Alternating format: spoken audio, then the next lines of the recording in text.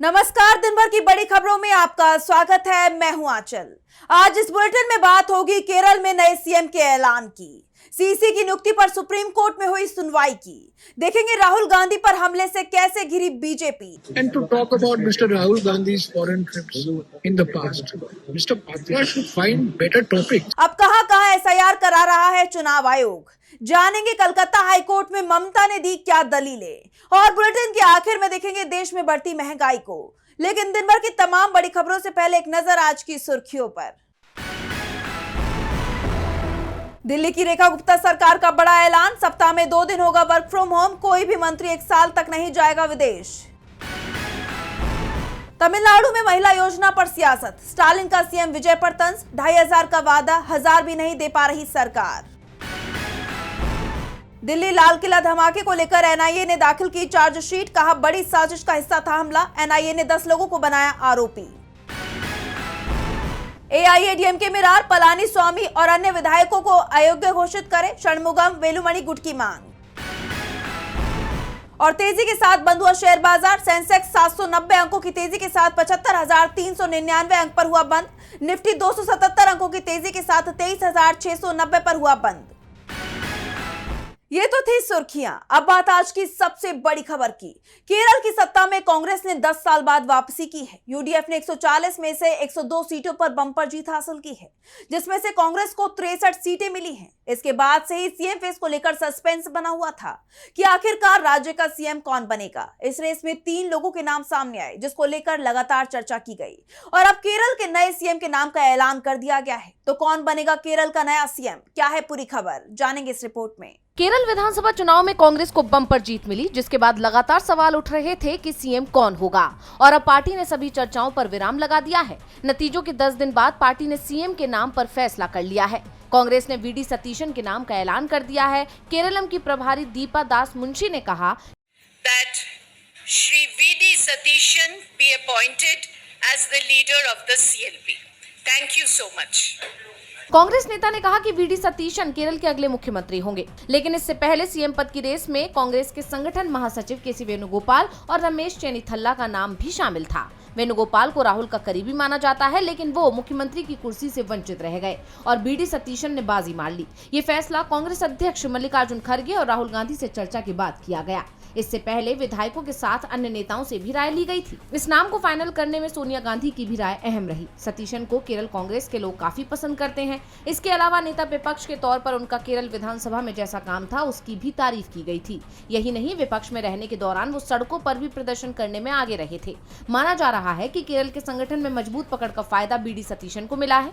BD Satheesan के नाम के ऐलान के बाद उनके समर्थकों में उत्साह है और जश्न का माहौल दिखाई दे रहा है। इस बीच बीडी सतीशन ने पार्टी का आभार जताया। उन्होंने कहा, मैं इस मुख्यमंत्री पद को केरलम की जनता को समर्पित करता हूं। हमने जनता से कई वादे किए हैं, हमें बदलाव लाने होंगे, हमें एक नए युग की शुरुआत करनी होगी। हम सुशासन का वादा करते हैं, इसमें कोई समझौता नहीं होगा। तो वहीं केसी वेणुगोपाल ने कहा कि पार्टी हाईकमान का फैसला सर्वोपरि है। ऐसे में सरकार गठन की प्रक्रिया में तेजी आती दिख रही है। केरल में कांग्रेस विधायक दल की बैठक हुई, जिसमें वीडी सतीशन को विधायक दल का नेता चुन लिया गया। जिसके बाद वीडी सतीशन ने कांग्रेस और गठबंधन के नेताओं के साथ राज्यपाल राजेंद्र विश्वनाथ अर्लेकर से मुलाकात की और सरकार बनाने का दावा पेश कर दिया। सतीशन के शपथ ग्रहण में राहुल गांधी समेत कई दिग्गज नेता शामिल होंगे। इसके साथ ही तमिलनाडु के मुख्यमंत्री विजय के भी वीडी सतीशन के शपथ ग्रहण समारोह में शामिल होने की संभावना है। वीडी सतीशन केरल के नए सीएम बन रहे हैं। उनके नाम पर मोहर लग गई है। शपथ ग्रहण की तैयारियां शुरू हो गई हैं। तो वहीं तैयारियां इस वक्त चुनाव आयोग में बदलाव की भी होती दिखाई दे रही हैं। चुनाव आयुक्तों की नियुक्ति सवालों में है। सुप्रीम कोर्ट में सुनवाई चल रही है, जहां मोदी सरकार मुसीबत में फंस गई है। देखिए रिपोर्ट। सुप्रीम कोर्ट में मुख्य चुनाव आयुक्त और चुनाव आयुक्तों की नियुक्ति के नए कानूनों को चुनौती देने वाली याचिका पर अहम सुनवाई हुई। विवाद की जड़ चयन समिति से भारत के चीफ जस्टिस को हटाना है। नए कानून के तहत समिति में प्रधानमंत्री, एक केंद्रीय कैबिनेट मंत्री और लोकसभा में नेता प्रतिपक्ष को शामिल किया गया है। पूर्व आईएएस एसएन शुक्ला ने इसे असंवैधानिक और एक तरफा बताया। उनका कहना है कि इस कानून ने अनूप बरनवाल मामले में दिए गए सुप्रीम कोर्ट के पुराने फैसले को पलट दिया है। सुप्रीम कोर्ट ने भी चयन समिति के ढांचे पर गहरी चिंता जताई। बेंच ने टिप्पणी की, समिति में प्रधानमंत्री और उनके ही एक कैबिनेट मंत्री के होने से बहुमत पहले से तय है। एक कैबिनेट मंत्री कभी प्रधानमंत्री के खिलाफ नहीं जा सकता। ऐसे में कार्यपालिका के पास नियुक्तियों पर प्रभावी वीटो आ गया है। जब फैसला बहुमत से ही होना है तो इस स्वतंत्र पैनल का दिखावा करने की जरूरत ही क्या है। सुनवाई के दौरान कुछ दलीलें इस तरह रहीं। एसएन शुक्ला याचिकाकर्ता, उन्होंने कहा ये नई चयन समिति पूरी तरह एक तरफा है, इसमें विपक्ष के नेता की राय का कोई मतलब नहीं है। मौजूदा आयुक्तों को अनुभव नहीं बल्कि राजनीतिक कारणों से चुना गया है। ज्ञानेश कुमार ने गृह मंत्रालय में रहते हुए अनुच्छेद 370 हटाने का काम संभाला था। ईसी संधू ने उत्तराखंड में यूसीसी की नींव रखी थी। वहीं जस्टिस सतीश चंद्र शर्मा ने कहा वो आईएएस अधिकारी हैं, उन्होंने कलेक्टर और रिटर्निंग ऑफिसर के रूप में कई चुनाव कराए हैं। चुनाव आयुक्त बनने के लिए किसी राज्य का मुख्य निर्वाचन अधिकारी होना जरूरी नहीं है। विधानसभाएं कानून पास करती हैं, अधिकारी नहीं। आप व्यक्ति पर सवाल उठाने के बजाय सीधे कानूनी बिंदुओं पर बात करें। इस पर एसएन शुक्ला ने कहा चुनाव आयुक्तों के नाम की सिफारिश करते समय पूरी जानकारी और कार्यवाही का विवरण राष्ट्रपति को नहीं भेजा गया। जस्टिस शर्मा ने कहा कॉलेजियम में भी हम लंबी चर्चा करते हैं, लेकिन अंतिम नोट में सिर्फ नाम भेजे जाते हैं। आपको कैसे पता कि विवरण राष्ट्रपति को नहीं भेजा गया? इन दलीलों के बाद सुप्रीम कोर्ट की बेंच ने कहा स्वतंत्र और निष्पक्ष चुनाव संविधान के मूल ढांचे का हिस्सा है। सीबीआई निदेशक की नियुक्ति में जब सीजीआई शामिल होते हैं तो चुनाव आयोग जैसी अहम संस्था के लिए स्वतंत्र प्रक्रिया क्यों नहीं हो सकती? इस पर अटॉर्नी जनरल आर वेंकटरमणी ने कहा ये याचिका बिल्कुल सतही है। सिर्फ नया कानून बनने से ये मान लेना गलत है कि चुनाव आयोग स्वतंत्र नहीं रहा। जब तक आयुक्तों की कार्यप्रणाली में कमी साबित न हो, आरोप बेबुनियाद है। सुप्रीम कोर्ट ने साफ किया कि संसद को कानून बनाने का अधिकार है, लेकिन संविधान की अंतिम व्याख्या का अधिकार सुप्रीम कोर्ट के पास ही रहेगा, चाहे ये किसी को पसंद हो या नहीं। अब इस मामले में आगे क्या फैसला आता है, ये देखना अहम होगा। ज्ञानेश कुमार की कुर्सी संकट में दिख रही है, वही संकट देश के सामने भी आता दिखाई दे रहा है। प्रधानमंत्री नरेंद्र मोदी देशवासियों से विदेश यात्रा रोकने के लिए बोल रही हैं। वो बात अलग है कि वो खुद विदेश यात्रा पर जा रही हैं और कांग्रेस नेता राहुल गांधी की विदेश यात्रा पर सवाल उठा रही हैं। लेकिन राहुल को घेरने के चक्कर में खुद बीजेपी ही मुसीबत में घिरती दिखाई दे रही है। तो क्या है पूरी खबर, जानेंगे इस रिपोर्ट में। बीजेपी राहुल गांधी को बदनाम करने की कोशिश में किस हद तक जा सकती है, इसका एक और उदाहरण सामने आया है। आलम यह है कि राहुल की बढ़ती लोकप्रियता और सरकार के खिलाफ आक्रामक रुख के बदले में बीजेपी को प्रेस कॉन्फ्रेंस करने के लिए मजबूर होना पड़ा, लेकिन उसकी ये कोशिश भी नाकाम साबित हुई। बीजेपी के संबित पात्रा ने राहुल गांधी की आय और उनके विदेशी दौरों के खर्च में विसंगति का आरोप लगाया। पात्रा ने दावा किया कि राहुल पिछले 22 वर्षों में 54 बार विदेश गए, जिस पर अनुमानित 60 करोड़ रुपए खर्च हुए, जबकि उनकी घोषित आय इसके मुकाबले काफी कम है। पात्रा ने कहा जब उनकी कुल संपत्ति और देनदारियां लगभग 21 करोड़ रुपए है, तो इन विदेश यात्राओं पर खर्च हुए 60 करोड़ रुपए का हिसाब कैसे बैठता है? 60 करोड़ राहुल गांधी जी ने व्यक्तिगत तौर पे खर्च किया है अपने विदेश यात्रा पे। नंबर 1, इसमें हमने कोई कमिटी वाली कि भारत की सरकार ने उन्हें कहीं भेजा है या पार्लियामेंट की किसी कमेटी में चले गए हैं, उन यात्राओं को इंक्लूड नहीं किया है। इसके बाद कांग्रेस ने भी प्रतिक्रिया देने में देरी नहीं की। कांग्रेस महासचिव जयराम रमेश ने पलटवार करते हुए इसे मुख्य मुद्दों से ध्यान भटकाने की साजिश बताया। उन्होंने तंज कसते हुए कहा ये सब पीएम मोदी की विफलताओं और नीट पेपर लीक जैसे मुद्दों से ध्यान भटकाने के लिए किया जा रहा है। अर्थव्यवस्था और विदेश नीति ध्वस्त हो चुकी है और वो राहुल गांधी की यात्राओं की बात कर रही हैं। And to talk about Mr. Rahul Gandhi's foreign trips in the past, Mr. Patil should find better topics on which to stake his claims to being a minister. सियासी गलियारों में चर्चा है कि लोकसभा चुनाव के नतीजों और नेता प्रतिपक्ष बनने के बाद राहुल गांधी जिस तरह सरकार को सीधी चुनौती दे रही हैं, उससे भाजपा नेतृत्व काफी परेशान नजर आ रहा है। कांग्रेस नेता अलका लांबा ने भी भाजपा की इस बेचैनी पर चुटकी लेते हुए कहा कि राहुल ने पूरी सत्ता की नींद उड़ा रखी है। उन्होंने आगे कहा एक अकेले राहुल गांधी ने पूरी की पूरी भाजपा की लंका में आग लगा रखी है। इसे कहते हैं सही मायनों में एक अकेला पूरी सत्ता पर भारी। बेचारे भाजपिल्लों की रातों की नींद और दिन का चैन छीन रखा है। महंगाई बेरोजगारी के चलते करोड़ों युवाओं की जेब खाली है और ये सत्ताधारी संघी राहुल गांधी जी की जेब पर नजर टिकाए बैठे हैं। कुल मिलाकर भाजपा का राहुल गांधी के खर्चों पर सवाल उठाना ये संकेत देता है कि आने वाले दिनों में राहुल गांधी ही भाजपा के मेन टारगेट बने रहेंगे, क्योंकि वो अकेले ही सत्ता पक्ष पर भारी पड़ते दिखाई दे रहे हैं। राहुल गांधी बीजेपी पर भारी पड़ते दिखाई दे रहे हैं, तो एसआईआर का मुद्दा भी बीजेपी के लिए परेशानी बनता जा रहा है। विपक्ष ने बीजेपी पर एसआईआर के तहत वोट चोरी के कई आरोप लगाए।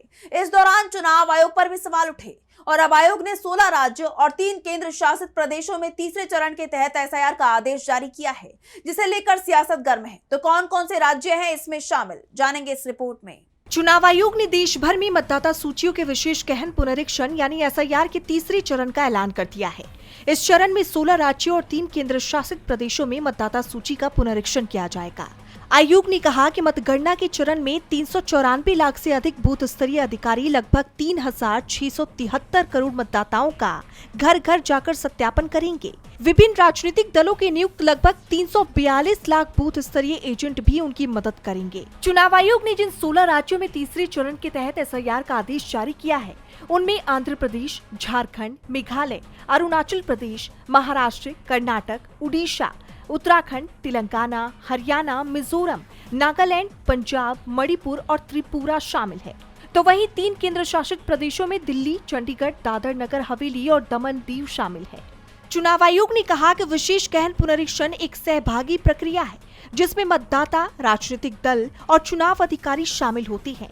इसलिए निष्पक्ष और पारदर्शी मतदाता सूची सत्यापन सुनिश्चित करने के लिए राजनीतिक दलों का सहयोग जरूरी है।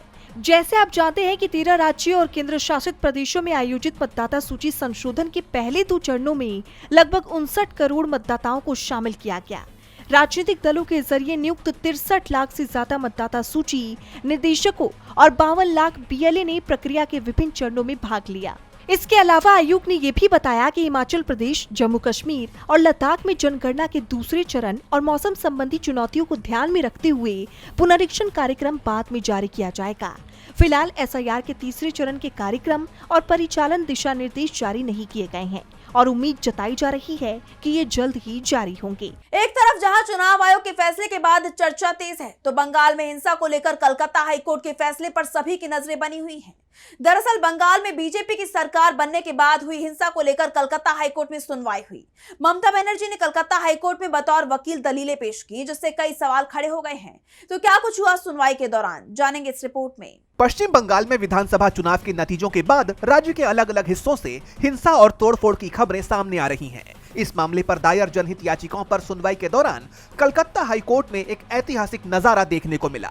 तृणमूल कांग्रेस की प्रमुख और बंगाल की पूर्व CM Mamata Banerjee supreme court के बाद अब हाईकोर्ट में भी खुद वकील के तौर पर दलीलें पेश करती हुई नजर आई। हाईकोर्ट में क्या कुछ हुआ, उससे पहले आइए एक बार समझ लेते हैं कि यह मामला क्या है। दरअसल हाल ही में हुए विधानसभा चुनाव में बड़ा उलटफेर हुआ है। राज्य में पहली बार बीजेपी ने सत्ता हासिल की और शुवेंदु अधिकारी ने मुख्यमंत्री पद की शपथ ली। इसके बाद तृणमूल कांग्रेस और विपक्षी पार्टियों ने आरोप लगाया है कि राज्य में बड़े पैमाने पर हिंसा हो रही है, घरों पर बुलडोजर चलाए जा रहे हैं और पुलिस शिकायतों पर कार्रवाई नहीं कर रही है। सुनवाई के दौरान चीफ जस्टिस सुजॉय पॉल और जस्टिस पार्थ सारथी सेन की खंडपीठ के सामने ममता बनर्जी और सरकारी पक्ष के बीच सीधी दलीलें हुई। ममता बनर्जी ने कहा, माय लॉर्ड, इन तस्वीरों को देखिए, बच्चों, महिलाओं और अल्पसंख्यकों तक को नहीं बख्शा गया। कई घरों में तोड़फोड़ हुई है और पुलिस FIR तक दर्ज नहीं कर रही। मेरी विनम्र प्रार्थना है कि बंगाल के लोगों की रक्षा की जाए। ये बुलडोजर राज्य नहीं है। जिस पर राज्य सरकार की तरफ से पेश अशोक चक्रवर्ती ने कहा, अदालत को पहले इन याचिकाओं के तथ्यों की गहराई से जांच करनी चाहिए। वहीं पुलिस पक्ष की तरफ से धीरज त्रिवेदी ने कहा, यह आरोप सामान्य और अस्पष्ट है। बिना सत्यापन वाली तस्वीरों पर राहत नहीं दी जा सकती। हमलावर कौन थे, शिकायतकर्ता कौन है? न्यू मार्केट में बुलडोजर कार्रवाई निजी लोगों ने की थी, सरकार ने नहीं। इस पर टीएमसी की तरफ से वकील कल्याण बनर्जी ने कहा कि अगर पुलिस को इन घटनाओं की जानकारी नहीं है तो इसका सीधा मतलब है कि वो काम ही नहीं कर रही है। हमारे कार्यकर्ताओं को घर छोड़ने पर मजबूर किया गया है। तृणमूल कांग्रेस की तरफ से साल 2021 की तर्ज पर एक स्वतंत्र जांच समिति गठित करने और CCTV फुटेज को सुरक्षित रखने की मांग की गई। साथ ही बिना कानूनी प्रक्रिया के बुलडोजर कार्रवाई पर तुरंत रोक लगाने की भी अपील की गई। सभी पक्षों को सुनने के बाद कलकत्ता हाईकोर्ट ने इस संवेदनशील मामले पर अंतरिम राहत संबंधी अपना आदेश सुरक्षित रख लिया है। अब सबकी नजरें कोर्ट के फैसले पर टिकी हैं कि क्या बंगाल में शांति बहाली के लिए कोई सख्त कदम उठाया जाएगा। ये देखने वाली बात होगी। बंगाल की सियासत में उथल पुथल मची हुई है, तो बिहार की सियासत में एक बड़ा उलटफेर देखने को मिला है। सम्राट के CM बनते ही एनडीए मुश्किल में फंस गया है। उनकी उल्टी गिनती शुरू हो गई है। एनडीए को चुनाव में करारी हार का सामना करना पड़ा है। तो क्या है पूरी खबर, जानने के लिए देखिए ये रिपोर्ट। बिहार में सम्राट चौधरी के मुख्यमंत्री बनने के बाद एनडीए को तगड़ा झटका लगा है। विधानसभा चुनाव में एनडीए को मिली बड़ी जीत के बाद मिली चुनावी हार ने विपक्ष को वापसी का मौका दे दिया।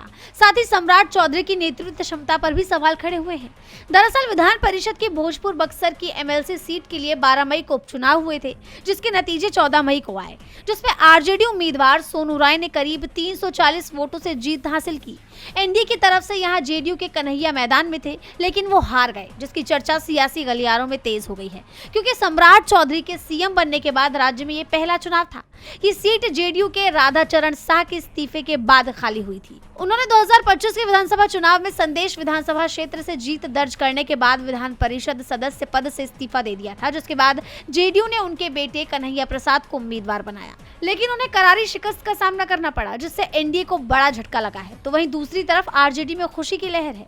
आरजेडी नेता तेजस्वी यादव ने कहा, आप सब लोग जानते हैं कि ये चुनाव जो है बैलेट पे चुनाव हुआ है, और अगर बैलेट पे चुनाव होगा तो बीजेपी जो है कहीं टिकने वाली नहीं है, एनडीए कहीं भी टिकने। बिहार चुनाव में पोस्टल बैलेट पेपर में हम लोगों ने 150 से ज्यादा सीटें जीती थी, लेकिन तंत्र यंत्र षड्यंत्र और छल कपट से हरा दिया गया था। आजकल मतगणना के दिन भी देर रात 1 से 2 बजे तक चुनाव परिणाम घोषित किए जाते हैं।